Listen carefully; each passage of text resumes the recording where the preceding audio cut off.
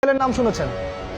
আবু জেহেল বদরে যখন যাচ্ছে আমাদের নবীর বিরুদ্ধে যুদ্ধ করতে, তখন সে গিয়েছিল প্রথমে কাবা ঘরে।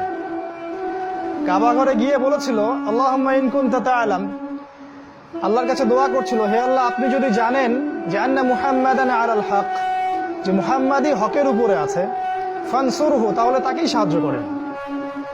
ওয়া ইন কুনতা তা'লাম, আর আপনি যদি জানেন যে নাহনু আলাল হক, আমরা হকের উপর আছি, ফানসুরনা, আমাদেরকে সাহায্য করেন। তাহলে কি বোঝা গেল? আবু জেহেল আল্লাহ বিশ্বাস করত। তাহলে ওকে এই যুগে ফেরাউন কেন বলা হয়? সে আল্লাহ পাককে বিশ্বাস করতো ঠিকই, তার রুবুবিয়াত ঠিকই বিশ্বাস করত, উলুহিয়াত মানে ইবাদত বন্দেগী এবং হুকুম আহকাম বাস্তবে আমলে প্রতিফলন করত না। যাই হোক, তো তখনকার মেজর প্রথম সমস্যা ছিল শিরক। এর মানে এই নয় তারা আল্লাহকে বিশ্বাস করত না, তার ইবাদতের জীবনে, সামাজিক জীবনে, পারিবারিক রাষ্ট্রীয় জীবনে আল্লাহর সাথে অন্য ইলাহদেরকে শরীক করত। ঠিক যেমন তারা আল্লাহ বিশ্বাস করতো কিন্তু লাত, উজ্জা, হুবল, মানাত এইসব মূর্তির পূজা করত।